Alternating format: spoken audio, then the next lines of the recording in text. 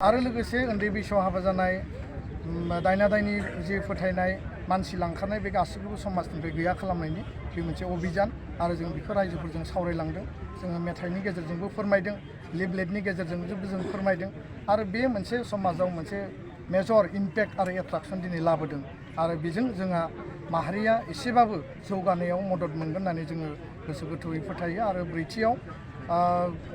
BTR गोरोबथा बर' सान्थि सुक्तिनि गेजेरजों दिनै सुक्तिनि उनाव जोंनि गेजेराव गोजोन फैबाय आरो गोजोननि थासारियाव मोजां खामानिफ्रा जागासिनो दङ सरकारा गावनि खामानिखौ मावबाय थादों एकर्ड इमप्लिमेन्टेसनावबो सरकारा गोसो होनानै खामानि मावनांगौ जों बेखौ जेब्लाबो आपिल होबाय थादों आरो आसाम सरकार भारत सरकारा जि जोंनो कमिटमेन्ट होदोंमोन बे कमिटमेन्ट बादि सिमा बारायनायानो जा स्कुल कलेज प्रभिन्सियेलाइजेसनानो जा बा कार्बि आंलंनि एसटि हिलनि इस्यु गुबुन इस्युफोरखौ जों टेकआप खालामबाय थादों समा डिले जादों खिन्थु टाइम बाउन्ड इमप्लिमेन्टेसन खालामनांगौ बे बाथ्राखौ जों स्पष्ट बुंदों आरो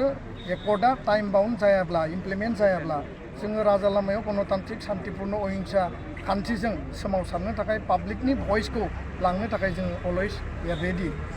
माने बेखौ लानानै जोंहा खुनु कमप्रमाइज खालामनांगौ गैया खिन्थु बाथ्राया जाहैबाय जे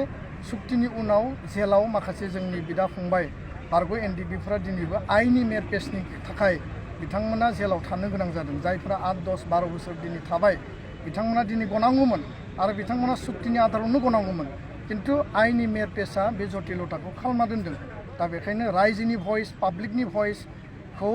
सरकारनिसिम दैथायहरनो थाखाय आरो सरकारा जाहाथे बिनि सायाव बेबस्था लायो बे मोनसे थांखिजों रन्जन दैमारि मानगोनां बिथां आरो गासै एनडिबिनि 60-70 जन जि जेलाव दङ बिथांमोना गनांगौ आरो इमिडियेटलि गनांगौ आरो बे बाथ्राखौ लानानै जों सरकारजों सावरायदों खिन्थु सरकारखौ जोङो पाब्लिकनि भइसखौ सरकारनिसिम दैथायहरनो थाखाय बे एजेन्डायाव जों सोनानै लादों दा बेखौनो आङो बुंबाय लास्ट कुइसन सार दिनैनि हाबाफारिखौ खायसे सुबुंफोरा बखिदों होनना सोंनाय जादों बिनि बागै माबा बुंनो गोनां नङा बिथांमोनखौ आङो खोनादों जे जायफोरा जोंनि आइडिय'लजि आरो प्रिन्सिपलजों गोरोबा बा जायफोरा गुबुन राजखान्थि हान्जानि बिथांमोननि माखासे बेक्तिफ्राबो हा हुनि आरो नैबे समाज बेरेखा दायना दायनि जौ जुवा ड्राग्स बेखौ लानानै अभियान खालामनायखौ बिथांमोना वेलकाम खालामदों मोजां मोनदों आङो बिथांमोननो धन्यबाद होदों खिन्थु माखासे समाज बेरेखा समाजाव जेब्लाबो डिसइउनिटि समाजखौ जेब्लाबो डिसरिगार्ड खालामग्रा मानसिफोर बेक्तिफोर दङ आरो बिथांमोननि मुङानो बेखौनो फोरमायो they are main of कनफिउज they are main of नयस माहारियाव दावराव खालामनानै गावखौ बांसिन